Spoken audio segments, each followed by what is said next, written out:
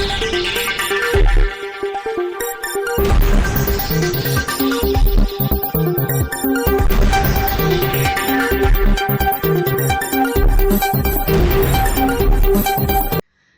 દર્શક મિત્રો, શિનોર સમાચારમાં આપ સૌનું હાર્દિક સ્વાગત છે।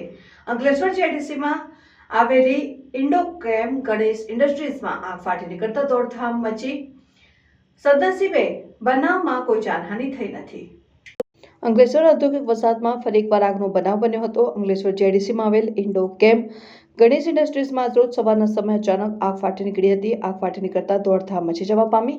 બનાવની જાણ કરવામાં આવતા જ અંકલેશ્વર ડીપીએમસીના 4 ફાયર ફાઇટર ઘટના સ્થળે પહોંચ્યા અને આગ ઉપર કાબુ મેળવ્યો। આગ લાગતા જ કંપનીના કર્મચારીઓ બહાર નીકળી જતા કોઈ જાનહાનિ થઈ ન હતી। વેસ્ટમાંથી પ્લાસ્ટિક શીટ બનાવતા યુનિટમાં આગ લાગી હોવાનું પ્રાથમિક તપાસમાં બહાર આવ્યું છે। આ મામલે સેફટી એન્ડ હેલ્થ વિભાગ અને ગુજરાત પ્રદૂષણ નિયંત્રણ બોર્ડ વધુ તપાસ ચલાવી રહ્યું છે।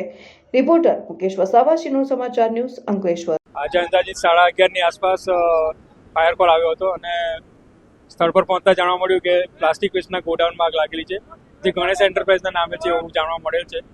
લગભગ 4 થી 5 જેટલા ફાયર ટેન્ડરથી અમે આગને તરત નિયંત્રણમાં લીધેલી છે।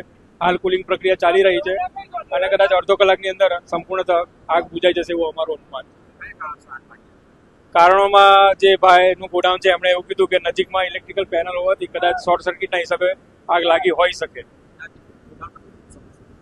નુકસાન બાબતે હું એમાં કંઈ કહી શકું એમ નથી। નુકસાનની ગણતરી અમારામાં આવતી નથી। અમે normally fire emergency call attend કરતા હોઈએ છીએ અને આગ બુઝાવવાની અમારી મુખ્ય કામગીરી હોય છે।